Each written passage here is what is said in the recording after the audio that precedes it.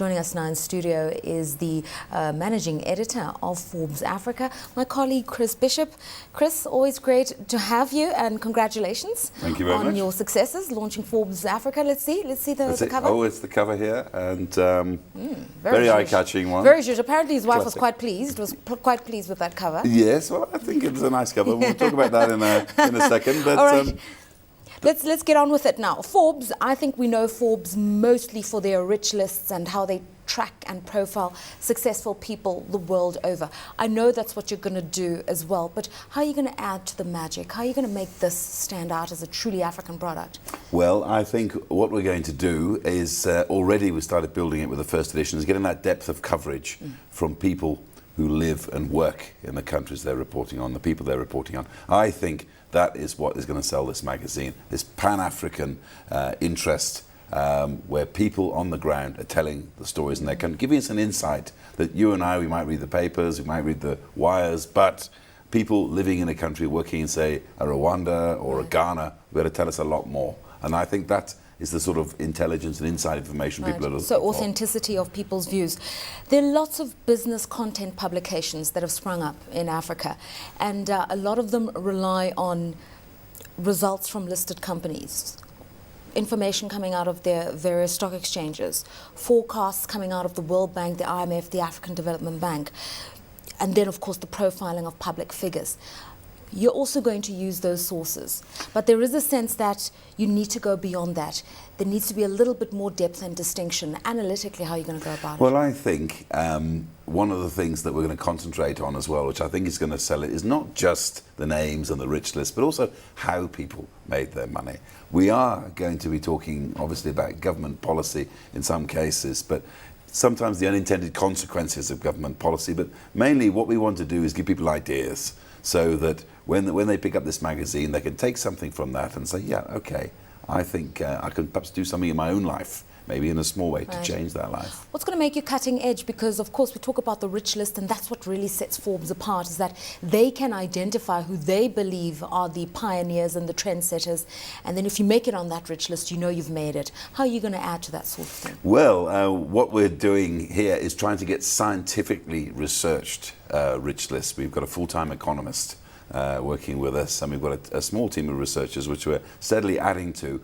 What we're trying to do is to, when we get a list of people, to try to weight the criteria, to try to research people properly, try to, so then we can then get a more authentic and scientific list. That people, I mean, people will always dispute lists. I mean, already on the internet, someone's saying, how could you put number 6, But Forbes Africa, are you going to do things, for instance, like, say, identify the top 10 African brands and really go out there and unlock those hidden gems in Africa, those companies that we don't know of but are so prolific in their domestic markets that people need to start knowing of? Certainly, yes, certainly. I mean, that's what our economist is doing. He's going to research these things full time. And one of the things we're doing, I mean, a lot of the lists have been done in the States. Yeah. We're having a workshop at the moment trying to think about how we can come up with lists that people are really going to talk about. They're slightly off the wall, a bit different, and so things that people argue about. I mean, I can't believe that within one day of this magazine coming out, already somebody's written a big article saying he wasn't sure about number 7 on our list of 20 most influential African women, wasn't sure about number 13, perhaps we should have moved somebody up. I mean, it just shows the taste of the kind of debate to come. Let's talk about another issue that was disputed, and that's your cover. Patrice Motsepe, for the launch edition. Nobody's going to doubt his credentials as a bona fide African businessman.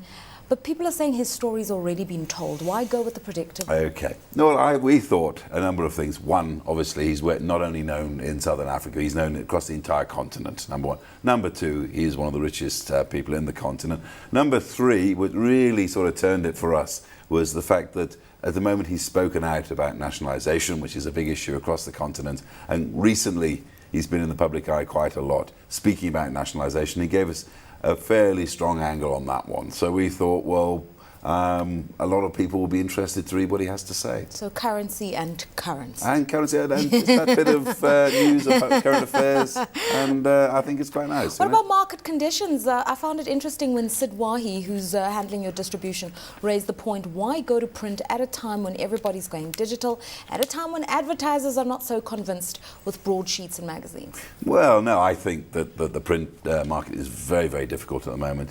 One of the reasons why I think this magazine has to be as slick and as in-depth and perhaps as unexpected as we can possibly make it. But interestingly enough, we've actually sold out the advertising for the first edition, and we're halfway to selling out the advertising for the second edition, which is almost unheard of. And we've sold every single cover position for the next 12 months ahead. Which is incredible. When you think about it, that was sold before a single copy was actually put out. And it shows that even in these very difficult times, there is still an appetite for magazines and advertising and such. Okay, so let us in on the second edition. Are we going to see a South African making the cover? Will it be a Nigerian? I think we'll be moving towards the West, I think. I think that's a good way of putting it. I think we're going to be moving out into Africa. Another incredibly rich man, let's say, with a great story. A really great story, entrepreneurial story. Does his name start with an A? A-D? No. Sorry, I can't say what his name starts with, but basically it's a great entrepreneurial story. A man who started with nothing. Who has made himself into one of the richest men in the continent. And I think then we'll be looking to other areas of Africa. I mean, sometimes we might even put two people on the front. Right. You never know. But essentially, what we're trying to do, I mean, we've got stuff from coming in from Togo, we've got stuff coming in from Zimbabwe, we've got stuff coming in from Mozambique. I mean, all over the continent for the next edition. All right, thanks for that, Chris Bishop, Managing Editor of Forbes Africa. Thanks for your time.